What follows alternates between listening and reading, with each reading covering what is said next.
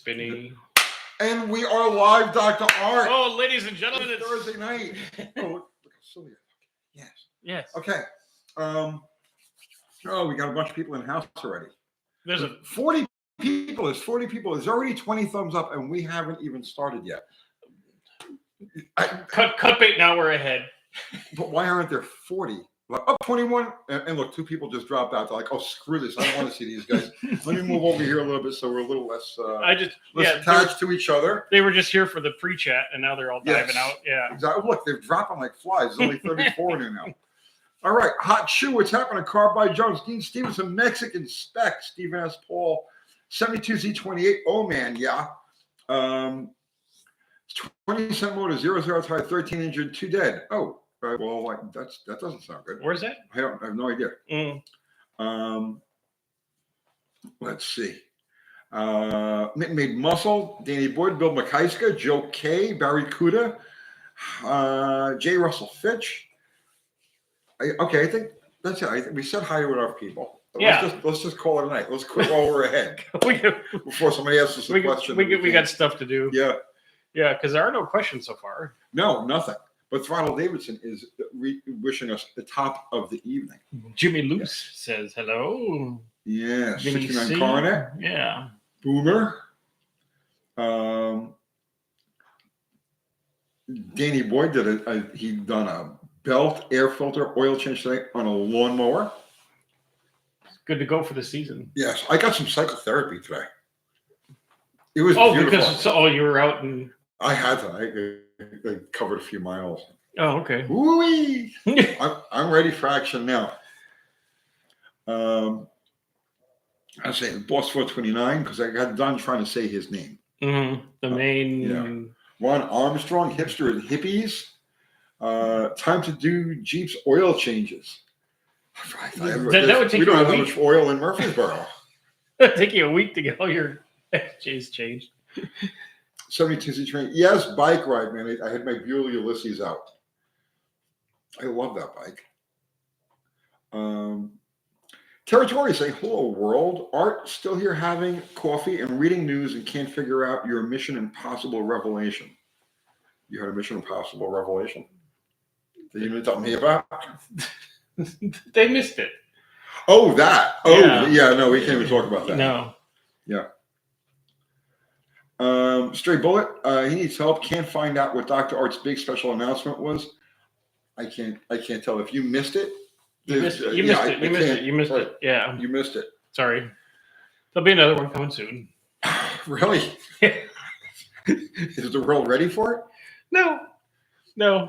But it's got to get done. I got people to answer to. Just like everybody else. Let's see. Boyd Walker, hello from Stillwater, Minnesota. What do you think of the SROD Ford put in the Fox body 79 through early 83? What is that? It's like their attempt at a lightweight 4-speed overdrive, and they were like glass. Oh, okay. They're great if you have the little Mustangs with the 4 or the 6s in them. Okay. But you put any spout to them and they go. Okay. So that's what we think. That they're great. They have a purpose. But they're not for any kind of spirited driving. They're good drivers. They're just they're good little go to the library in your 4-cylinder car. Yeah. I know on the T5s, didn't they have a lower first gear in the 4-cylinder T5s than the something like that? There was a bunch of different ones. Yeah, AODs are that way. They got a bigger overdrive for Lincolns, and there's all kinds of stuff. Vinny C has a question. Okay. Do I need an exhaust control valve on my 1966 F100? Mine got stuck and burned through a manifold. Change it out, but I wouldn't mind leaving the new valve off if I can. It's helpful for drivability. Yeah, when it's cold. Yeah, especially in cold weather. Now, on yours, if you've got the original choke on that, the choke it runs off the tube off the exhaust manifold. Right. You may not get any choke action at all without that. Because that bank will just heat up enough to pressurize the air in there. Yeah. It's a good thing to have. It's not a deal breaker. Clearly, there's a billion cars out there with headers that don't have any sort of heat control valve. But for drivability, for a regular car, regular circumstance, it does make a difference. How many people expected you to wear your Hawaiian shirt tonight after that hour-long fiasco you put up? For a period of time, man, all I wore was Hawaiian shirts. Yeah. That was like the magazine days. Mm-hmm. You know. Let's see. Joe K, I rewatched your Mustang story, fantastic insights, but I can't help but wonder, did you ever consider a third-gen TPI Camaro Firebird when you were shopping for a new car in 86, 87? No, man, they were too showy. You know what I'm saying? I didn't like, I can explain to you. Like, you know, I like boxes on wheels. The closer to a box a car is, the more I like it. And the Camaros and the Firebirds are like literally the exact opposite of what my tastes are. So no, I never considered them. But I drag tested every possible variation of that when I was doing Cars Illustrated magazine. So I drove a bunch of those cars, but just never considered one, you know, myself.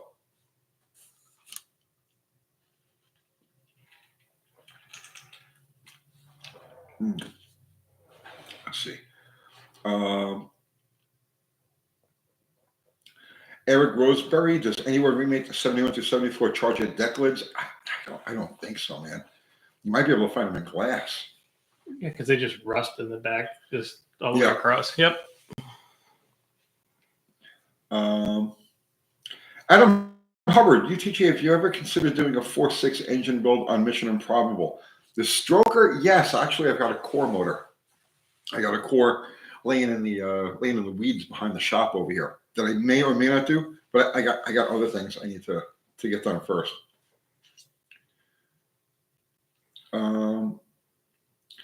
Mexican sticker stuff. I still have the shirt. I think so. I don't know. Kathy Bananas handles all that stuff. And Zero is here. Yeah.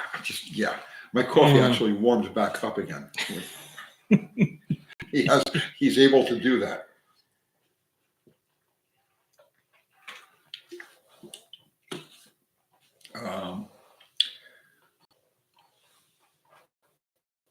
Fun with cars. You need a turbo brick Volvo. They're cool. He's the turbo guy. He loves the turbos.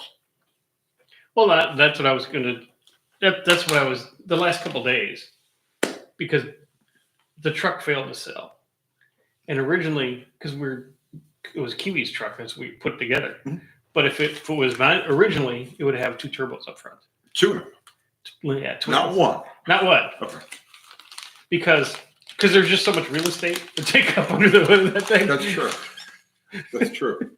So that might happen. That would be epic. That would be epic. Yeah, because everything else is dialed in except the brakes are still weird, but transmission's fine. It's fine. It's charging. It's everything. You know. And if you go twin turbo, you're going to go skip right past the brakes, get a parachute territory. That's a lot to ask from a stock 318, but it'll take it. Yeah, it'll take it. It's not like one of the little Fords. And it'd be easy because the main modification, I'd have to drop the pan and put some drains in it, but there's nothing in the way of the pan because the mounts are on the side of the block. So I could just drop the pan, put two -10, fittings in it, drain the two, and just keep the exhaust and just buy the forward manifolds and then run the turbo exhaust into the present dual exhaust. I like it. I don't see why you wouldn't do it. Yeah. That would make some seriously good content. Yeah. That's the thing with that truck. It's got to be one of two things. It either has to be like the utilitarian tow pig type of deal, or it's got to be something that's just like stupid. It's already leaned a little stupid. You might as well go all the way stupid. You might as well go all the way stupid and put the twins in it. Yeah. And I could do it for probably a few $100. Mm-hmm. And, and it would be like, what? Twin turbo, old truck. Yes. Jackson Rutledge, I really appreciate all the classic car videos and mechanical diagnostics and repair. All my training is in modern stuff. That sucks. You need to have a combination of the two. Here's the modern, here's like the future, and here's like the past. You know what I mean? You need a combination of the two. Because they all meld together. You know, the thing, you start getting into like deep dives on like modern technology versus old technology. Yeah. And then when you really get into deep dives, you start to look at all of the gradients of I don't want to say progress, evolution. Because I don't think what we've got today is not progress. No, it's evolution. It peaked. You know, progress stopped. Analog. The world stopped in 1999. The rest has been a simulation. Yeah. You know, there's a lot to that. Yeah. But it's interesting when you start like peeling away the levels. You know, why did they do this in this era between like 85 and 90? Why did they do this between 80? You know what I mean? It's like automotive technical history is like and the nuances of it is like a hobby of mine. You know what I'm saying? Yeah. Like, I want to know why the way Ford ran that divorced choke thing while everybody else was, you know, what led up to that? And then what was the failure point? Adam, I'd probably do a blow through because I got that real nice HP Holly, and it's already got the right floats and everything in it. So all I would need is a hat and a couple boost reference power valves, and that car be ready to go. Throw that down there and run 4 or 5 pounds just to make all the right noises. You don't have to. Oh, yeah, 4 or 5. You need 30 pounds. No. Yeah. Squeeze it. Squeeze it. Squeeze that 3 feet. Squeeze it. It'll take it, bro. I swear to God, it'll take it. That bottom end will take it. Yeah, I mean, the pistons would be a weak link. You'd have to pull apart and re-gap them and stuff like that. You know? Yeah, because the gaps it's all new rings. The gaps are pretty tight for turbo, so we have to cut the boost to somewhat little baby level for the minute until the engine runs in. Alan Hubbard says 40 pounds. 40 pounds. All the boost. Scub, thank you for the super chat, Scub. A Scoob. It's got the 2 little dots over the ear. Yeah. Hello, Pops. Hey, Scoobs. Recently got a 72 Skylark 350. Okay. Just surface rust. Okay-ish interior and oil leaks from the pan.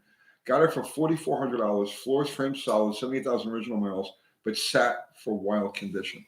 That seems like that's fine. Yeah, that seems like that's money in the bank right there.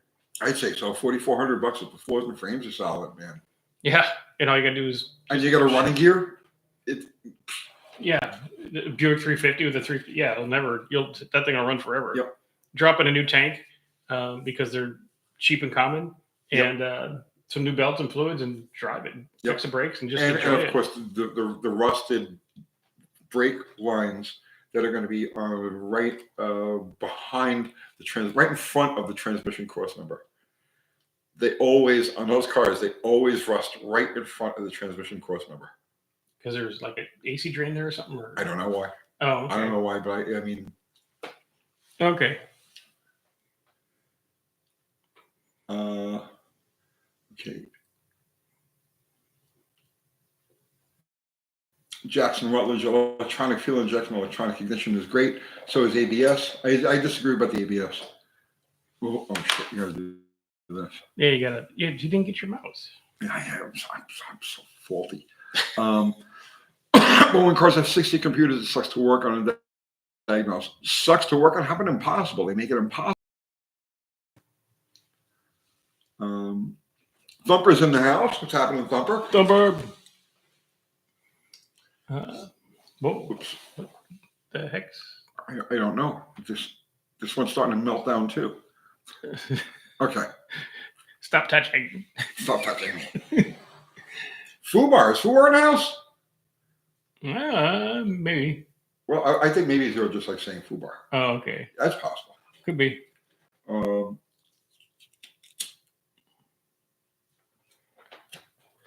72Z20 is saying, I kind of like the things traction control can do to keep you from wiping out. That's called driving, man. But I also hate the things that traction control will do when you're trying to have fun. Yeah. Well, I agree with that because when I commuted every day, once in a while, even in Tennessee, the bridges get icy, and They if do you're get if you're icy. doing 80 miles an hour and it's ice, you just go woo, and the car goes and put you straight. So that's Yeah, nice. I kind of slow down when it's icy. No, you see me drive. Go. Um, let's see. Zero saying it's called throttle control. You should already be equipped. Yes. No. Thank you, Zero. No. Tell that to my brain. Rich, creamy coffee. Okay.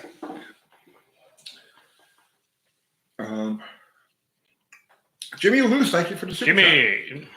I'm seriously shopping for an XJ now. Go you, man. What is the preferred year range and why? Thanks for any guidance. We just talked about this last week. 97 through 99, right, is maximum peak XJ, right? 96 and earlier, nothing wrong with them. Nothing wrong with them. You asked me which is the best, okay? Your best overall is going to be 97 through 99. Mhm. Everything is mostly interchangeable between them. 2000 and 2001, you get the coil and plug injection. Coil and plug injection.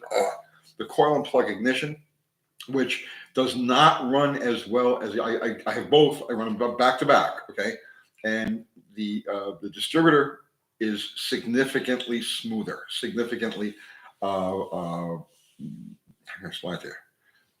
It's more better. If it's more better.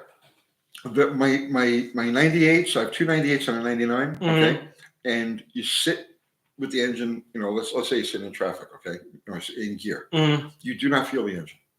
You do not feel the engine. On the 2000, you feel it. A little bit. Yeah, right, exactly. And there's nothing wrong with it. It's everything is up to snuff, and it doesn't get the mileage that the 2000, that the 97 to 99 do. Really? Yeah. Hmm. No. So, but the downside of the 2000 and 2001 is weak cylinder heads. They'll crack on the 2000s, and like I said, that ignition. Ron Ward is in the house. What's going on, Ron? Howdy, Ron Ward. The voice of drag racing, Ron Ward. He is the voice of drag racing.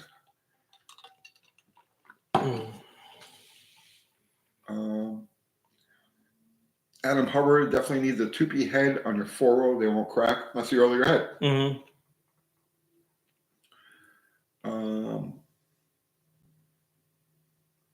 Let's see.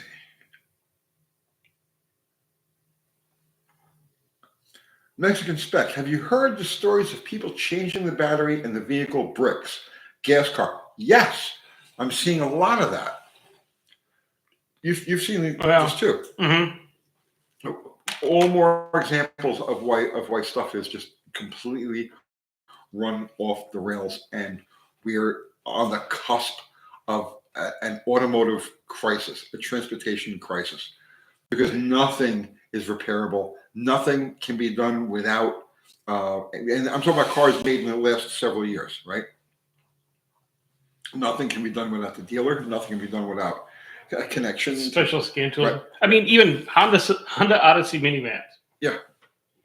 If the battery goes dead, it's fine. But if Okay. you take the battery out and put a new battery in, none of the power windows work. Really? You have to bring it to the dealer and have them reprogram. And it's not initialized like up, down, up. They just don't move. Really? And it's got to go, and you got to go beep, beep, beep, reset. But you can do that yourself. If you have the right little tool, yeah. It's the right little tool. But what about all of the stuff that's fucking dealer proprietary? Oh, it's just worse and stuff like that. All the new stuff I do is you need, one scan tool that we have for Mercedes Benz, which you have to be licensed and special permits, and you have to give blood and driver's license and stuff like that. The tool itself is $29,000. You've got one of these? Yes. Fuck, Art. You're an aristocrat. I don't have $29,000 wrapped up in every single vehicle I own. That's just for one OEM. We have a whole cabinet of these things. It's ridiculous.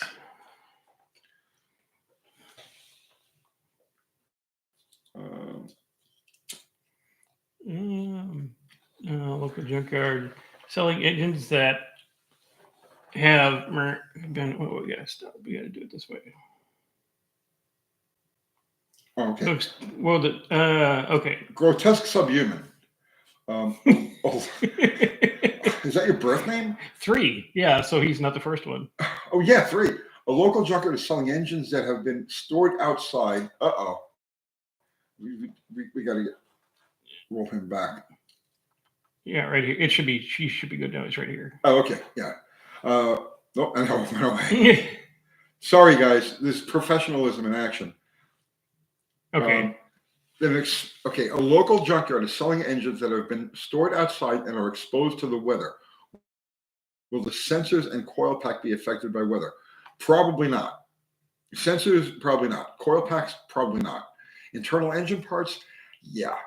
I wouldn't be afraid of the electronics around it, because all of that stuff. Remember, when you're driving down the road, okay, so you're in whatever car you're driving in, and you're driving down the road and you're in a heavy rainstorm. There's water. There's all kinds of stuff that's being splashed under the hood. Everything, all the electronics in the car are designed for a certain amount of exposure to the weather. Yeah. Right. But it's the metal parts that aren't. So I wouldn't be afraid of sensors and stuff like that. Adam, have you ever worked on the Porsche Cayenne 2024? In fact, I have. Looking to get one. I've only heard good things, and they can tow. Now, I happen to know these. Okay. Along your $29,000 Mercedes. Well, yeah, because I've had particular headaches with that vehicle. Okay. The trim is held on with bubble gum, and it'll fall off. They just, like, you walk up to the door and it goes, plip. Okay. And the only other problem with them really is the sunroof drains. Which is such a common thing. Everything with a sunroof has a problem with drains. Yeah, because the drains, they run down the A-pillar, and that's no problem. But where they're supposed to go down the inner fender, there's like that little rubber flap. Okay. And that's where the goo stops. Yeah. And then the genius of the Germans, the drains run inside the A-pillar, and then they go, still in the interior of the car, and then they go out the firewall into this little Kajingas flap. But when the Kajingas flap is plugged, where the tubes go through the firewall, it's a rubber grommet, and it leaks. Okay. And then what happens, not only does your floor get wet, but the main harness runs under the driver's, like between the driver's sill plate and the driver's seat on the floor. And that's where all this water sits. And then this one big, it's like probably a 24 pin connector that runs all the logic and everything like that. The module for that's plugged into is behind this seat, up, so to keep it on the water. But the harness, it runs through the water, and then once that harness gets wet, the moisture will migrate through. No, but it'll just, it makes the whole car go down. Beware the drains. Yeah, I would. If you're looking at one, just make whoever you're buying it from run a hose, and if the water's not coming out the fender, it's either had this done to it or it's going to happen to it, and it's a complete brain melt nightmare. Dean Stevenson is saying Rover's SD13500 did that, Dr. Art, although it wasn't designed that way. No, they're not designed to flood the interior, but they do.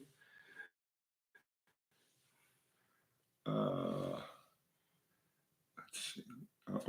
I can scroll back up. Mm-hmm.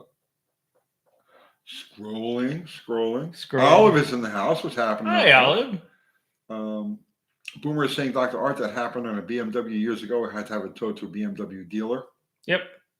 Water. Everything with either a sunroof or like T-tops and stuff like that, there's always a thing. Always madness. Yeah. Yeah. I had a really rusty 75 Oldsmobile W25 with T-tops. Okay. And it was the T-tops leaked so bad and the car was so rusty, I had to take tubes of silicone, and they permanently mounted the T-tops to the roof, so it wouldn't leak and rattle and fall off and everything else. And then it was fine. You still got the nice panoramic sun coming through and the swivel seats. But yeah, the T-tops were done. I remember B&T. those cars. Those cars, all of them. Any of them that had T-tops, just like that, caulking and silicone. Well, you have to, yeah, all kinds. Because this was, early '90s. Nobody made replacement seals for all these cars and all this stuff. You had to redneck it and then just seal it up permanently. And no, you don't take the T-tops off anymore. Let's see. Zero saying because a hole in your roof is universally understood as a problem. Just saying. Yeah. See, this is what I mean. The wisdom of Zero. It's like just the bottom line. Yeah. He's the bottom line. Fun with cars is the same thing. Volvo puts modules on the floor, so when the sunroof drains, it's really fun and expensive. When we're saying Flex Seal does wonders, yeah, I guess that would. There was no Flex Seal in the 90s. No, there wasn't. There was tubes of clear silicone, and you clear in the blue stuff, which is completely useless. Why do they even make the blue silicone? I don't know, but you got to use the clear. You just layer it on the clear, and then you put the roof on it, and then come back to the car in the morning, and you just do not remove. Take the little handles off. Back in the 80s, I worked for Jerry Caminito, the Blue Thunder Funny car. So he gets a Permatex sponsorship. All right. Okay. So he gets blue Permatex. Yeah.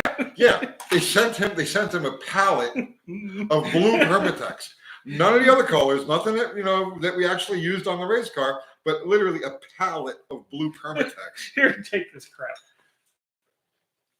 Give it away. Yeah, they couldn't have sent you the black, or the gray. Eric's Garage, Tony, you rather column or ratchet shift for a hot daily driver? Oh, column shift every day of the week. I'm a column shift bench seat guy.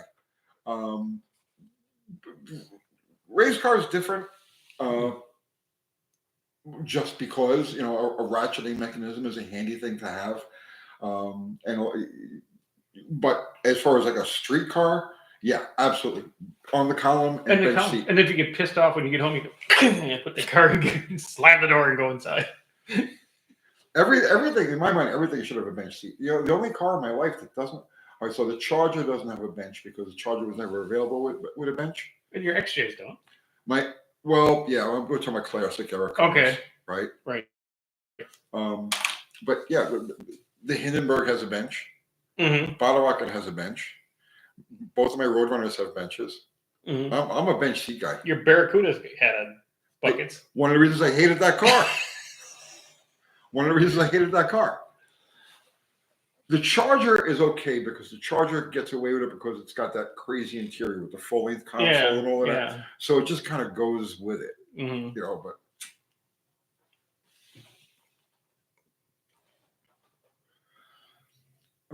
And Fubar just put up a link to my merch. Thank you so much, Fubar. So if you follow the link that Fubar just put up there, you can get one of these shirts. What shirt am I wearing? This is sketchy even by my the standards. Sketchy shirt. We sold the classic sketchy shirt. Hundreds of thousands of those. If you don't have one, you're probably one of the few people on the planet who hasn't. So get with it, guys. I took down my merch. Did you? Yes, because the place that was couldn't keep up with the demand. No, they couldn't get anything to anybody. Don't you hate that? Who are you using? It was Teespring, the YouTube thing. Yep, we tried that. And it was like they were okay, but this last order, I ordered one shirt for myself. It was 3 months, and I'm like, no, you're out. Yep. So I just turned it all off because I don't want anybody to go through that, and I already had to talk to half a dozen people and go, sorry.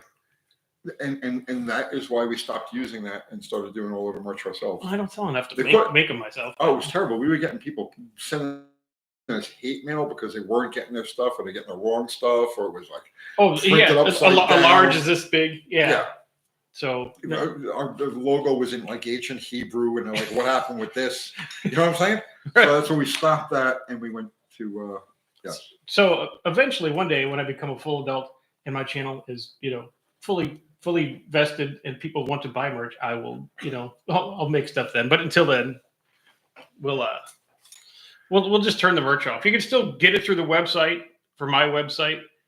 There's no longer linked in the videos, but understand that you're probably never gonna get it if you do order. Kathy Bananas is a fantastic shipping manager. She certainly is. Mm-hmm. The best there's ever been. Although if Zero was to become a shipping manager, I'm sure he would do better. Mm-hmm. Let's see. Home Depot shipped his package in 2 days. Okay. That's nice. Maybe Home Depot should make novelty T-shirts. Johnny C. UTG doesn't outsource, factory direct. Yep. Kathy's a factory. Your upstairs is a factory. we run the most basic, like down to earth thing. 100% of everything we do is like by our own hands. And I'd like to do. I don't have time to make my own. Just don't.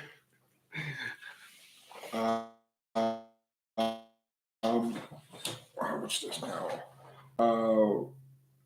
Dave Owen, when are you gonna put a parachute on Bottle Rocket? Dude, my parachute car days are decades behind me.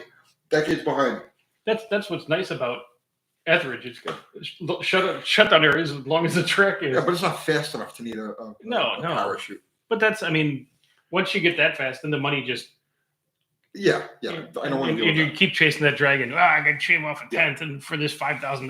Yeah. No, I draw the line at anything for myself. I mean, I'll work on other people's fast cars. That's no problem. Yeah. For myself, I draw the line at a roll bar. If you have to go any further than a 6-point roll bar, I'm out. I'm just completely out. Other people's cars, sure, but I'm not going to own it. Tony's tariff-free T-shirts. There are no tariffs on our shirts. Yeah.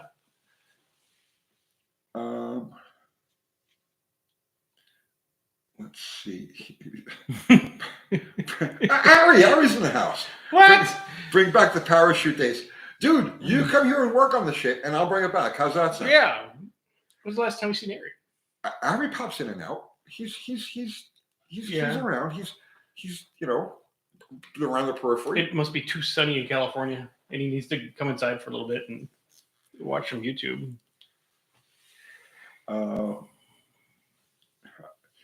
I am the shroud. Zero saying you are the shroud.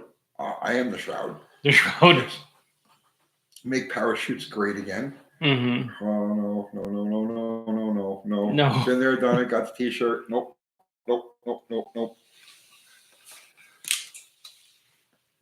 Now, if I had a few guys here, that would be a whole different story. Mm-hmm. You know what I'm saying? If I had like a Cletus kind of crew.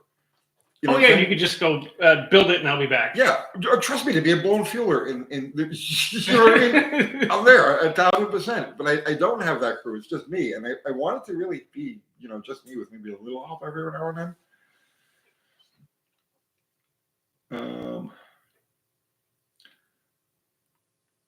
Let's see. Heat transfer or silkscreen? Silkscreen, bro. Silkscreen. Yeah, we're a whistle and diesel crew. Yeah, it's totally different. I wouldn't want to work for that dude. I'd think it'd be dangerous.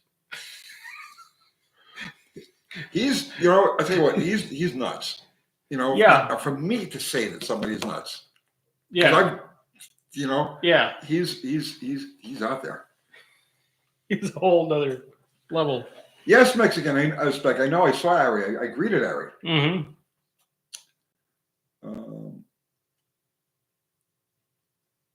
Let's see. Hot shoe, Tony. Can you imagine campaigning a car now? No. It's. I'll tell you what. Economically, it's impossible now because you go back to the time that I was doing it. It was proportionately just as expensive as it is today, except we had match races. And we would get paid to just show up and make a bunch of noise and stuff like that. And we got paid for this. So it was like it offset everything. It used to cost us average. It cost us $1,000 a run. We would get a minimum $3,500. So you got to make 2 passes. It's going to cost you $2,000 to make 2 passes. Now you got a $1,500 surplus. That makes it easy. Now you pay the crew, you pay the hotels. It's a good weekend. Yeah. It's a good weekend, right? Mhm. But no, not anymore. And that's the thing. Even the fast cars say like there's no appearance money, and it's that appearance money that keeps it going. That's why all the funny cars and dragsters are just one big rolling billboard. Yep. Because that's the only way they can afford to do it. I'll tell you when it really ran off the rails. It was right around 1990 or thereabouts, right?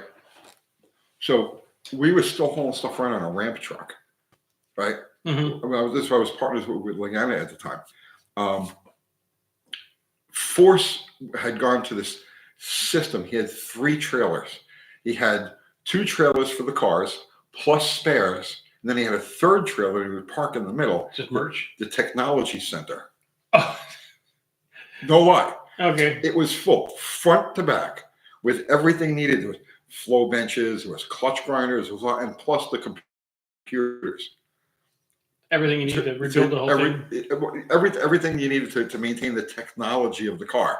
And then the 2 other trailers had the car. And we you pull up in a ramp truck and he's got 3 semis. In Englishtown one year, we were pitted next to him. Okay. Actually, that was the year. That was 92. We burned the car to the ground in the first round against him. Okay. Right. But yeah, we were sitting there. We got the ramp truck.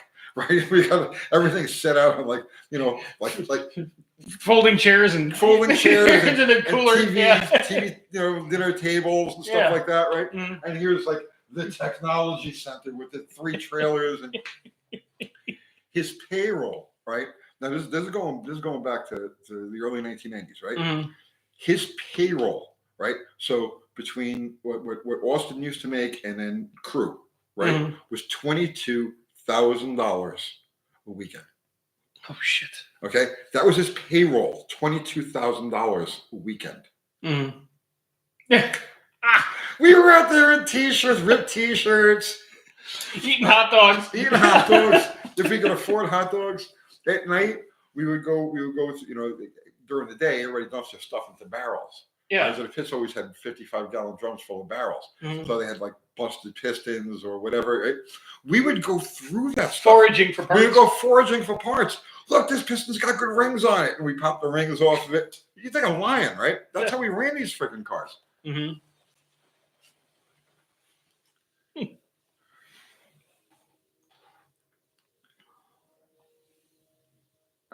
Where were we here? I don't know. I don't even know. I just had a flashback to very hard times.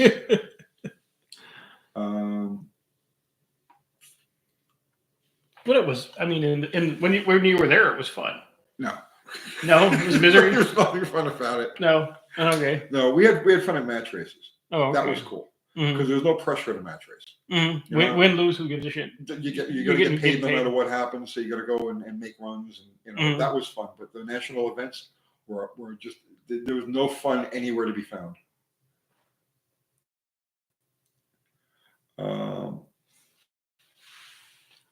Ari saying the clutch grinder would be a good car name, car band name, yeah. Mm-hmm. Clutch grinders. Cayman Weisenbach. Can I use copper gasket spray on any gaskets? No. Don't use it on a composite gasket. You only use the metal. Yeah. You steel shim type of gaskets and copper gaskets. You can use copper coat, but not on a like a Felpro multi-layers. Right. Yeah.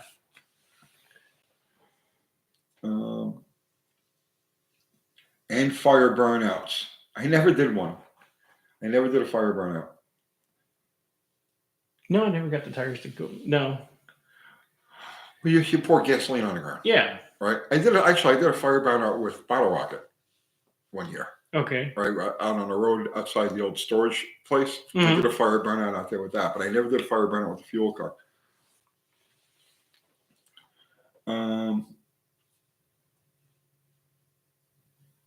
Chongo is saying we need to do how to do a bitch and burnout 2.0. Tony, business question. How do you screen your customers that actually pay their bills? Who's asking that? I'm about to verify. Oh, I don't have customers, bro. You're my customer. Yeah. So how do you think? Lots of deadbeat customers trying to beat down my doors. Then they go to jail, and I have to wait. Yeah. Yeah. No. If you collect the money when you give them whatever it is you're giving them, Yep. and then there's no problems. Yep. And if they don't have the money, they don't get the cookie or whatever. Everybody, when you're in a business, everybody gets burned occasionally. Yeah. It's just a fact of life. It's just going to happen, right? We'll finish a car. You got time and money invested in this thing, and they don't come to pick it up, right? Or they're like, they have like most of the bill. You know what I mean? So they Or they come pick it up in the middle of the night with an extra key. Yeah. So everybody gets burned occasionally, but I used to screen my customers I after getting burned a couple of times, right? I got very, very picky over whose car I would work on. I wouldn't just work on anybody's car. You had to come to me through some sort of referral. And that's, if you're in the business, that's your best way. You always have people come to you through referrals. You don't ever want to be in an automotive business where you just throw a sign up on the door on the main drag and have every Tom, Dick, and Harry pull in there. Because every scammer deadbeat sob story is gonna. I had the money, but then Grandma died. Yeah. Yep. Mm-hmm. So all of my customers were referrals, and and plus when somebody's referred to you, they don't ever want to make themselves look bad. You know what I mean? Yeah, my cousin said to come to you, right? They're not going to burn you because they don't want to look bad in front of their cousin. They'll take care of their cousin for you. Must be the Derelict. Dr. Art, converting a 318 electronic distributor with a slant 6 advanced plate and reluctor wheel for a 3.9 to eliminate the ECU. Want me to read that again? Yeah. Because I got lost there too. But there's only 87 likes. How can I reread the question when we've only got 87 likes? That's going to be a minimum 100. Dude, it's just ridiculous. Yeah. Okay. Converting a 318 distributor with a slant 6 advanced plate and reluctor. Okay. And reluctor wheel for a 3.9 to eliminate the ECU. Can't you just change the reluctor? And then put the six cylinder cap in it and do the math. I think that would. Can you just put the reluctor? No, they don't have. They have a different kind of distributor. They have the Magnum style distributor, and he's trying to do away with the computer altogether. Yeah. So 318 distributor would drop right in. But it would. But it would be 8 pulses, and he's got a 6 cylinder. He would have to. Yes. So if you took the bottom part of a 318 distributor and you dropped in, yes, not only the plate, you'd have to also change the top of the distributor, right? The top of it, because the inside of the distributor is in 2 pieces. You got the bottom part that's got the advanced weights, and then you got the top part. It swivels. We have to change everything. The whole top of the distributor have to be from a sled 6. And yes, it would all bolt together. Yeah, so the plate, everything, because the weights and stuff you don't have to change. No, you don't have to change the weights or anything like that. But just, the plate with your pickup, or you could put points in it if you wanted. Good. Yeah. But yeah, you could.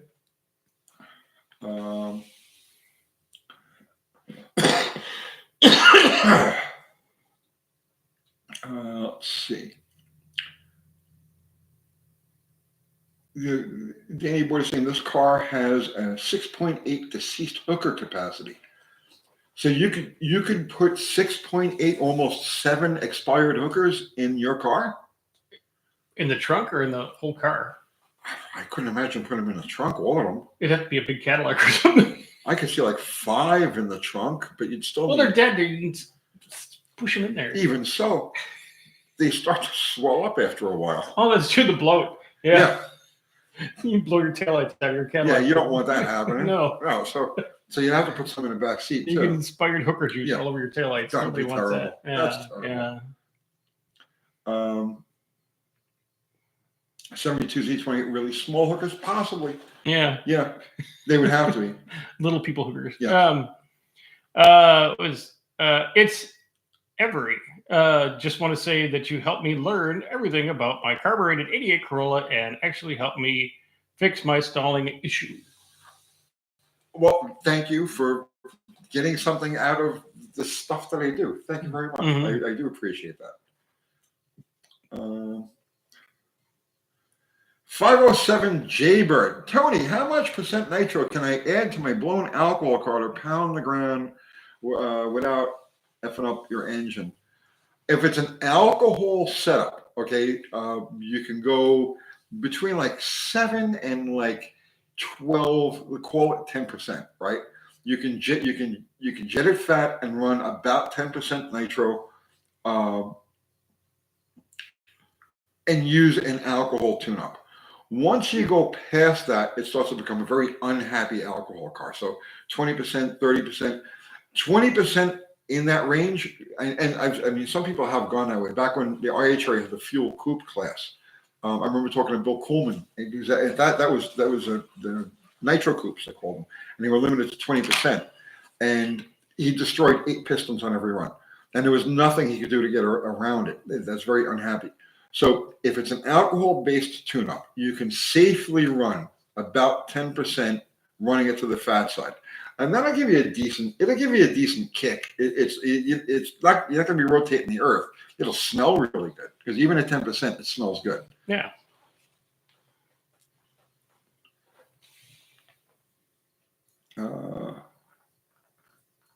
Let's see. Biofly, I usually get the weirdo with the Cadillac Alante that stinks of mildew and swears up and down it's a good car that only needs one thing to fix. Blah. Yeah, I can actually picture that stereotype too. Yeah.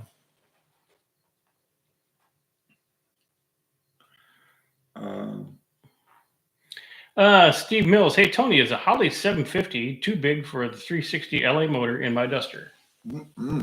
Nope. No, especially if it's a vacuum. Yeah. Yeah, vacuum secondary. Yeah, all day long. I mean, an 850 would work too. You're going to give up some part throttle throw drivability, but yeah, and absolutely 750 Holly, vacuum secondary Holly, go for it. From the factory, it had an 800 CFM thermoquad. Think about it that way. Right. Tard Nation, how superior is the Quadrajet to the thermoquad? That's different parameters. Yeah, the apples to oranges. Mm-hmm. The thermoquad was originally designed to make up for the Quadrajet's shortcomings. This was back in 1968, right before Chrysler started using them. The Quadrajet, okay, from a construction and material standpoint, the Quadrajet is superior. Period. Okay, there's very little to go wrong with it. Leaking well plugs aside, the Quadrajet or the thermoquad is, in my opinion, a superior design, but it has a lot of frailties in not just the plastic float bowl. The plastic float bowl isn't usually a problem.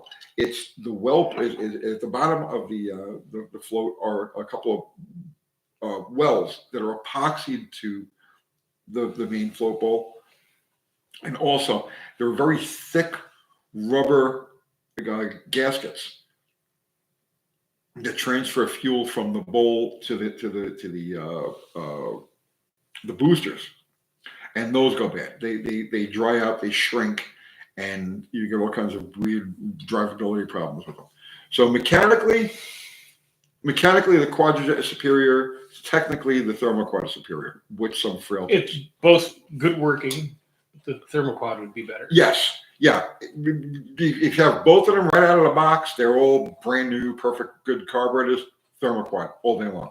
But the thermoquad gets old and heated, and yes, it's just garbage. Yes. Yeah. 27 Motor says real mechanics don't make YouTube vids. Well, we're not making a YouTube vid. We're doing it live. I do YouTube vids. Okay. Well, I mean, I'm an ex-mechanic. Right. There's no sign. This is Uncle Tony's garage. Pull in for No. free estimates. No. I turn people away. Yeah. All the time.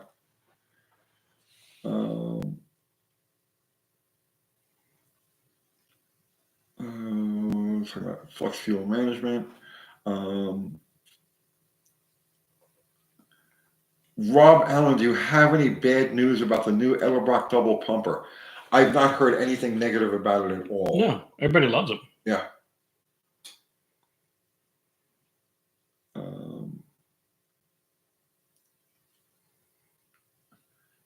Barfly is saying you have to hard reset the Ford Flex fuel system to make it behave. Are you familiar with those at all? The Flex fuel? No. I don't know anything about it.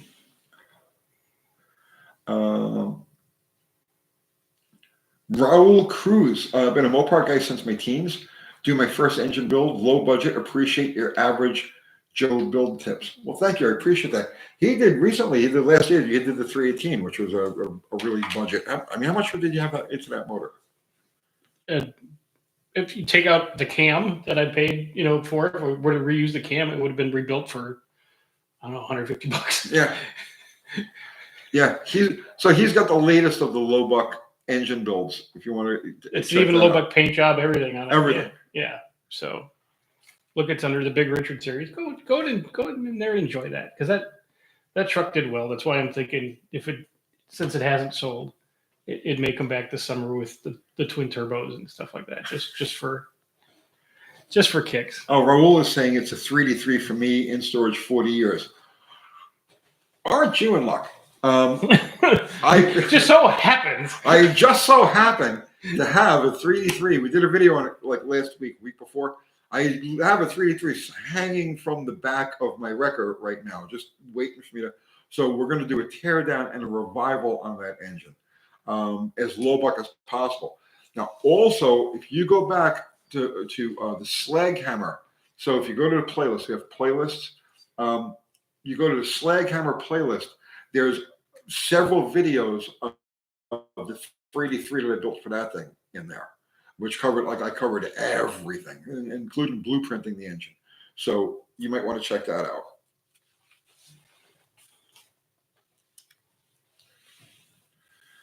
Jake's Garage, do you fill your own nitrous bottles? I do not. There's a couple of different places. Let's look at Andy Mays. Andy Mays, right. Last time I had filled, I had to go to a place in Franklin. Andy wasn't around. Yeah, because Speed Sport's gone. Yeah, Speed Sport's gone. Yeah.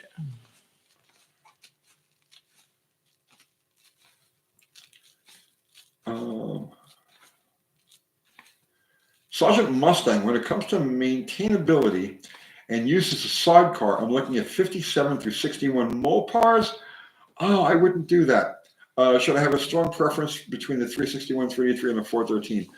My friend, those cars have a lot of unique things that aren't very popular with the aftermarket. So those cars have unique brake setups.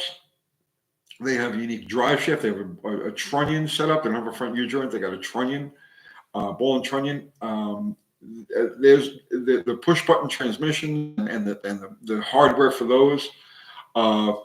If you're looking for a driver, okay, like daily driver, no, I would absolutely not get involved in cars of that era. Not to say anything wrong with those cars from the era. As a cruiser, you do like a power tour type of thing, that's great. But as a daily driver, there's too many things that are unique to those early cars that you can't get parts for and you can't fix conveniently.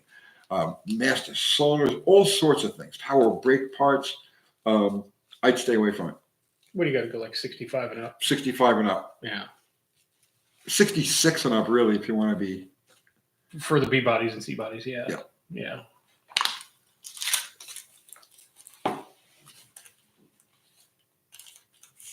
Sergeant Mustang is saying you've got a Crown Vic daily. Oh, okay. Yeah. So just a weekend toy? Then yeah, go for it, man. Yeah. Which engine? You originally asked which engine. Any of those will be fine. Yeah. Any of those, the 361, the 383, or the 413. I was talking to Jamie from Dead Dog Garage about that 904 that's in smog, because it leaks from that parking. Yeah. The second cable in the back there. So, kind of give me best practices, and so I got all that apart, and I ordered gaskets and stuff like that. So, once I have that back in, And the sway bar that I put in does not fit, so that's got to go back. Really? They're taking that back. It wasn't even close. I mean, it was off by 3 inches. Okay. Garbage, but that's going back. Then I'll train sync for the 904. Then that car would be, I mean, really ready to drive. It's got new shocks. It's got this. It's got that. It's got. Excellent. It'll be It should be a little nice drive around car. And where did you leave off as far as videos go? Last weekend I did a video where I did all the shocks and showed everybody the sway bar didn't fit. I still have the 4-barrel set up for it. Okay. To do that, and then I'm halfway filming through this transmission repair in this 904. Excellent. So I'll get those 2 videos. So the engine will be all detailed up. I got new covers and make it look, dial it up on cheap, that kind of thing, and fix the leaks and make it a driver and head to the tail of the dragon, which is that's the yeah. A handling car, something I've never even considered, but he's all about it and taking that thing to the tail. Yeah, because it's small and they handle great. Those early A-bodies handle. Oh, you should. It had rear air shocks that were blown out. Like I said, with the lines didn't even make it go. So the back of the car had no help at all. Right. And so I got some nice, inexpensive gas charge shocks in back and the front, and so it's much more stable now. And I got to get some shocks in the back of the Belvedere. Das Hindenburg. Das Hindenburg goes to bouncy. Well, if you look at the burnout, marks, they're like, yeah, bouncing all over the place. Yeah, you don't have any in the front, but you probably should have some in the back, huh? Yeah, the front, you need torsion bars. Mm-hmm. Shock absorbers is silly, but I definitely need something in the back. I did get the Belvedere to actually do a decent burnout, like a real burnout, and that's when I found it, like the tires like shattering along. So I got to do something with that. You should take those big wide ones off and find some. I got some throwaways. What, the tires? Yeah. No, it'll do burnouts with that. I know, but it'd do epic ones with skinnier tires. I can do an epic burnout. I've gotten there. Gotten there.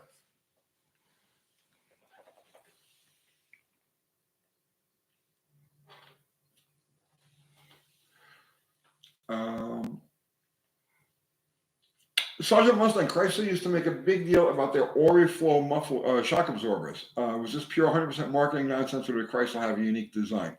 Yeah, they actually did early on.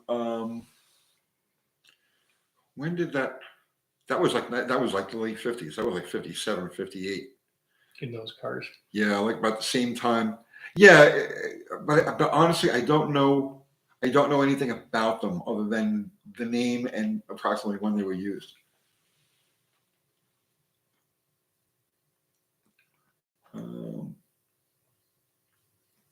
Let's see. How about Anthony P? That's a good question, but it's not enough really detail.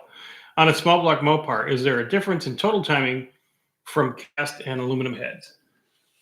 Shouldn't be. First of all, there were no factory aluminum heads. They're just aftermarket. Timing is about maximum ignition or optimum ignition timing is about how long it takes for the flame front to spread itself across the top of the piston through the combustion chamber. There are going to be slight variations in combustion chamber size that dictate what the optimum amount of lead is. The type of fuel is going to dictate the optimum amount of lead. But no, and the spark plug location, obviously. But no, the type of aluminum or cast iron is not going to make any difference. The flow of the head doesn't make a difference. Which? The flow of the head. The shape of the combustion chamber. It's all in the chamber. Does make a difference, mm-hmm. right? Certain chambers transfer, like for instance, a hemispherical chamber with essentially mounted spark plug is optimal. Is optimal, right? But actually, it's optimal for ignition timing, but it's not really optimal as far as performance goes. Because the shape of the piston and the exhaust, and yep. It's pushing out too much too early. If you ever read the heat signature on a gasoline 426 Hemi, So you take the cylinder head off, and you're looking at the top of the piston, and you look at the combustion signature. It's always dead around the outside. Always dead around the outside. Well, there's no quench to those motors either, but that's besides the point. That central mounted spark plug fires good, gets the but it doesn't work as well. I shouldn't say it doesn't work as well. It's not as optimum as you would think it would be. It'd be optimum if it had a Hemi head, but some kind of flat piston. But then you'd have no compression. But it would, yeah. Well, they fixed that with for the Boss 429 was really the fix for the Hemi. Okay, so that quench area. The pad. Because the Boss 429 has 2 quench pads, mm-hmm. right? And then later on, like every performance engine from that point. But that was the failing of the 426 Hemi. It did a lot of things good, but the lack of quench made the outside not right. Yeah. It was a dead combustion chamber. Mm-hmm. So the Ford with the Boss 429 was the first to use a canted valve Hemi, which actually got some action in the chamber. Yeah, some flow. And then the 2 quench pads, that cleaned up the outside. The Boss 429 was superior. And then, like I said, if you look at any contemporary race engine, they've got quench everywhere.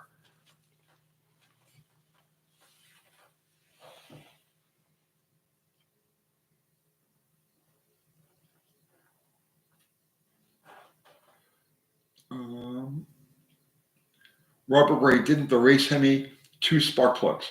Yeah, they worked. They did that with pro stock cars in 73, 74, and it was really more to try to get the D5 heads to work.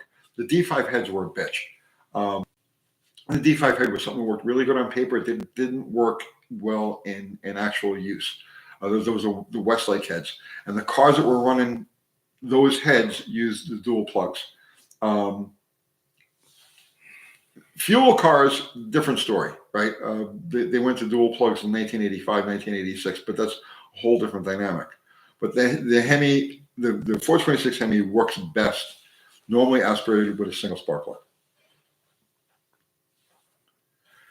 Territory wants to know if we watched Dust to Glory. I did not. No.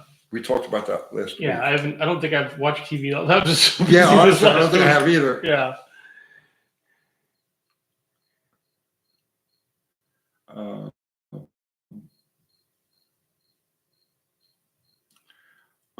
Roy G. Biv, is Indy Cylinder making good products still? I heard there is a new owner and they moved. I don't know, bro. Yeah, they used to make some killer stuff. Yeah. I have a hard time recommending manufacturers, companies and stuff like that. Because it's not, yeah, you're not doing it yourself. Yeah, for certain things, like I have no problem recommending. No, I'm not even going to say it. Mm-hmm.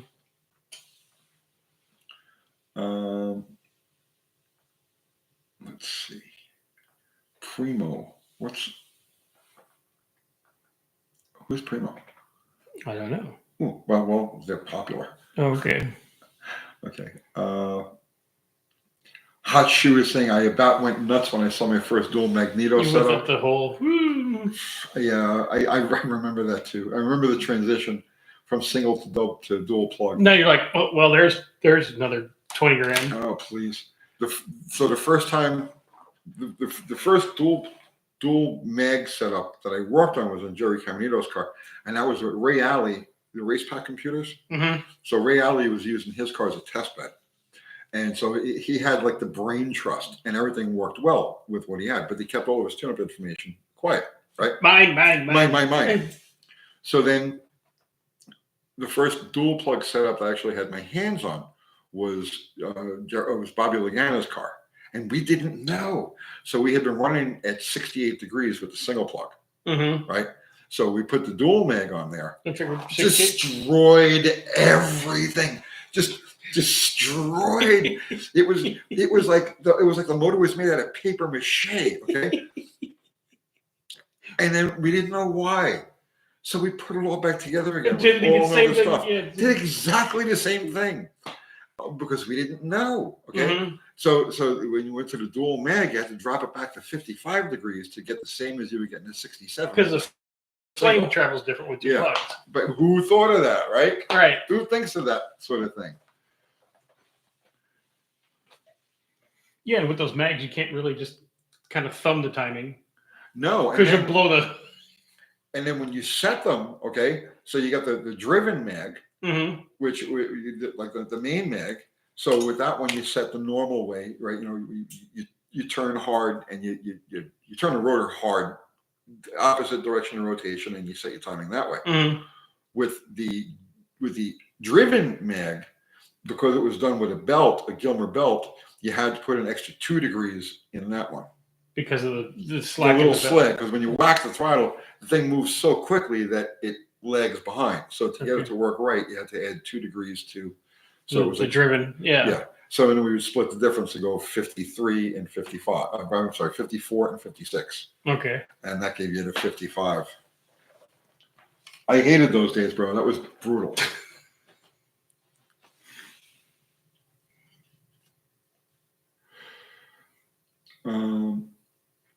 Roy G. Biv, who would be the best company to buy a complete all aluminum 426 Hemi for a killer street motor from?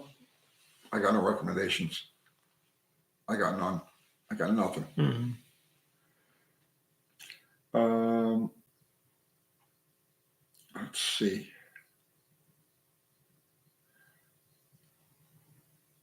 Oh, I zoned out again.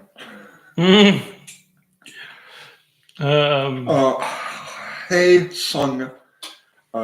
85 Chrysler 5th Avenue. What's your opinion? Good driving cars, man. Yeah. Yeah, get rid of the lean burn. That's gonna have a lean burn in it. If you can, or if it hasn't been done already, get away from that lean burn distributor. It'll run much better. You pick up a lot of fuel mileage.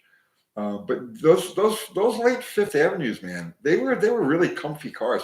The pillow seats. Remember those seats? Yeah. The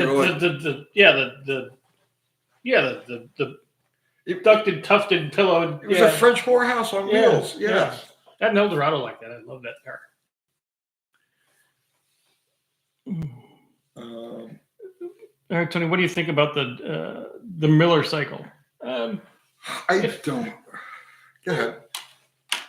It's a good idea, and Mazda, they did, they put a tiny little blower on it, and so you can pre-fill and open up that intake valve a little earlier, and it worked, but it's more gimmicky than anything. I think I had one experience with a Miller cycle engine, and it was just that it shit the bed at early mileage. It went to a good customer of mine. Just back, God, was it Mazda Millennia? Yeah. And it was just out of warranty, and the motor shit the bed. That's my only experience with. Yeah, because you're forcing it to do something it's not really. Yeah. To do, but I mean, it's in theory, it's good. I mean, if you apply that to a blower motor or a turbo motor, you might be able to pack a little more juice in there. But that's what Boost is for: is to pack it in at the proper time, not ahead of time.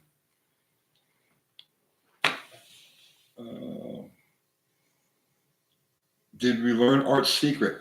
Yeah, you missed it, and I can't say it again. No, it's not repeatable. There's people outside. There's people outside.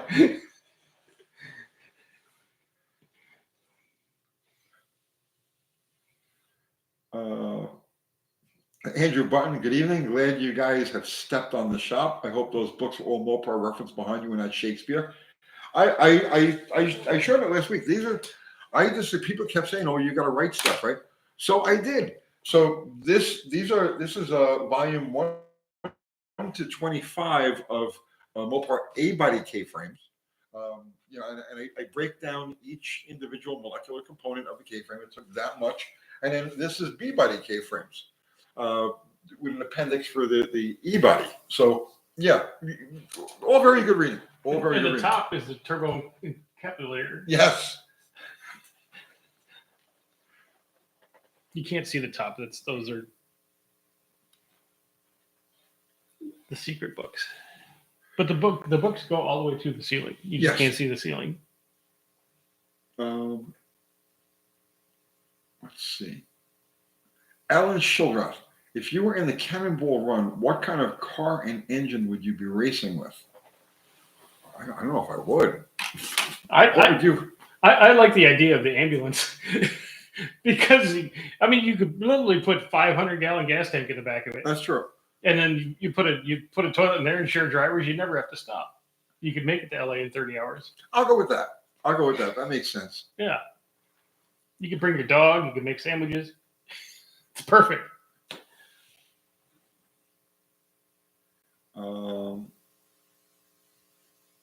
Let's see. Gene Stevens saying he got them professionally rebound from the fire sale copies of X Alexandria. Mm-hmm. Andrew Button, did I know Brock Yates? No, I did not. Read a lot of his stuff. Brilliant guy, but no, I never met him. John ATSF, Atchison, Topeka, and Santa Fe. Fifth Avenue is so sweet. The sound of the starter out of whack and the rear end diff so comfy. I don't know what you mean by that, but.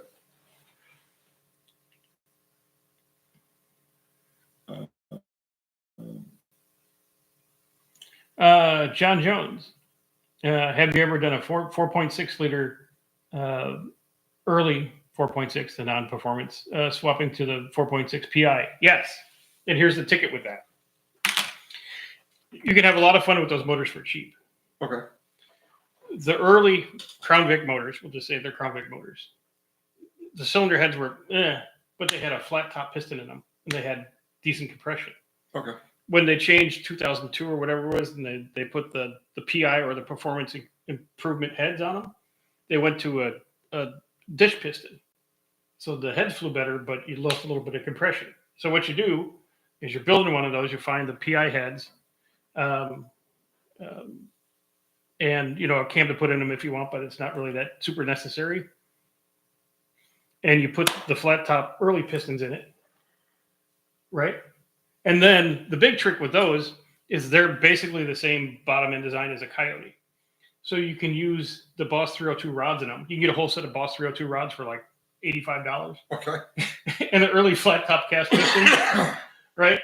And the PI heads, and you give it a little bit of exhaust and a few other tricks and a little tune, and you could, they'll make close to 300 NA pretty easy without having gnarly cams and stuff like that in them.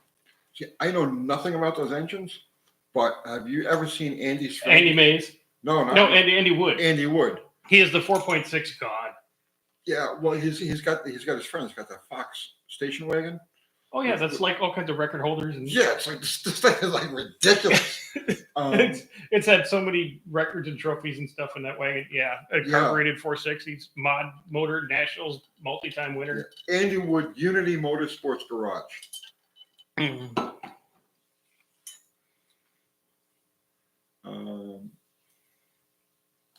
Yeah, the 2-valve 4.6, and you could do kind of some of the same tricks with some of the 4-valve V6s and 3 valves and all that kind of stuff. There's all kinds of stuff you can do with them. So they're not as anemic as people think they are. They just need a little help, like anything else.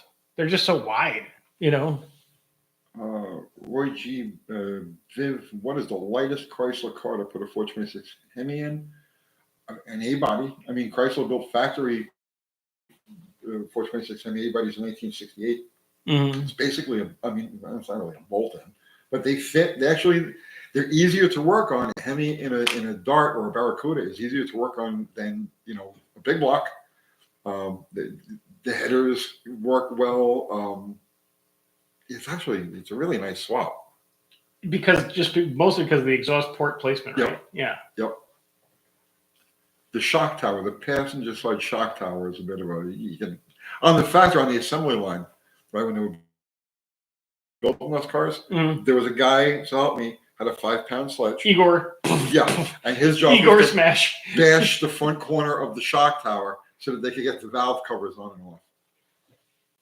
Passenger side. Mm-hmm.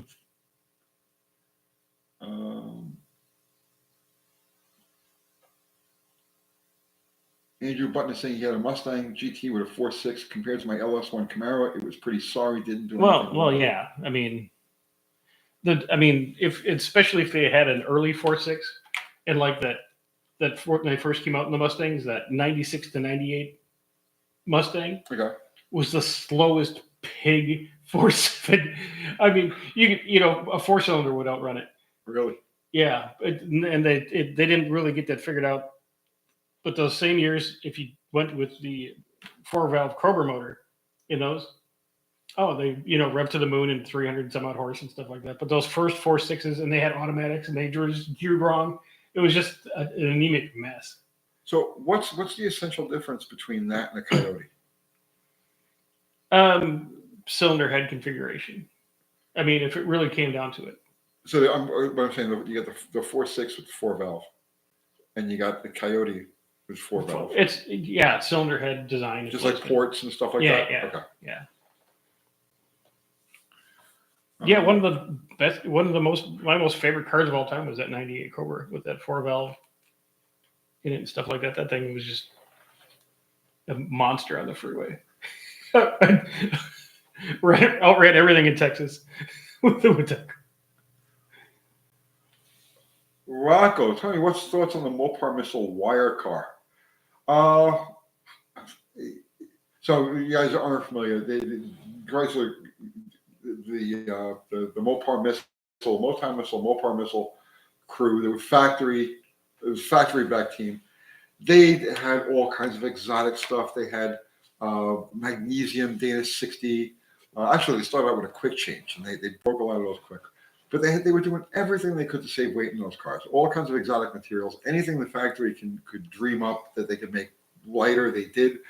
And one of the cars was known as the wire car, and that actually had instead of the quarters and roof being solid mounted to the chassis, it was anchored to the chassis but held in place with wires, with steel wire to save weight. My thoughts on it? You didn't see any after that. So, I don't know. There you go.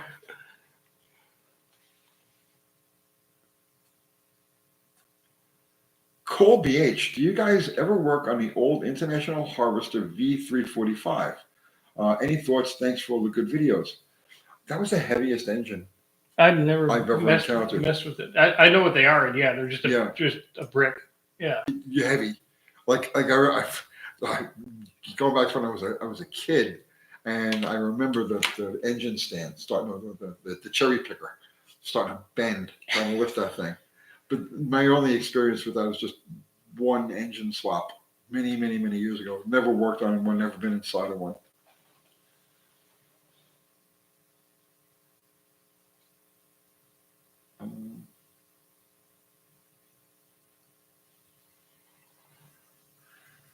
Let's see. Mike Bogler, if you were building a 318, would you get the 302 casting heads or just run what you have? Are the 302 casting heads worth that much trouble? Okay, so for a non-modified engine, so in other words, it's not a hot rod. It's something that you're putting together.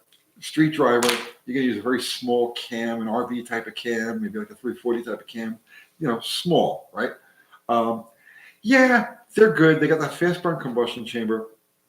There's a boost in compression, but they have really small ports. And on the intake side, so on the two heads, Chrysler went to a roller in 1985, 1986 was it? Ish. Whatever year they went to a roller, it was the same year that they came with the 302 heads. So they needed to make a much bigger pushrod hole for the intake rockers on those engines. And so the normal pushrod pinch that you find on an earlier, like the standard LA head, is much worse on the 302. So yeah, for just driving around, very mild thing, like a low 15, high 14 second kind of street car, something just peppy and good. And yeah, they're great cylinder heads. Beyond that, no, I wouldn't bother with them at all.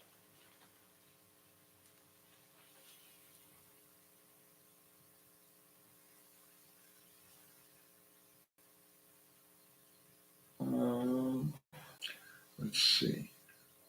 Carb by Jones used to work on the International Harvester 345 for fleet service. Carbide, is my memory right about that thing? Was it as heavy as I think that it was? Because sometimes your memories from like when you're 20 years old are a little different. A little fuzzy back yeah, then. a Yeah. little fuzzy. Yeah.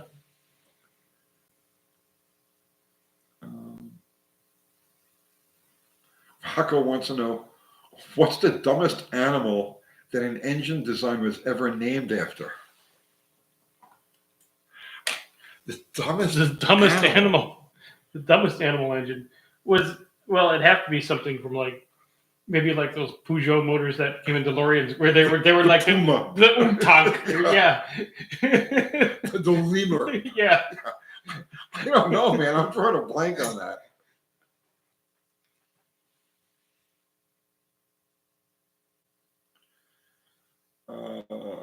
War Ghost is having an odd issue with his 97 350 Suburban.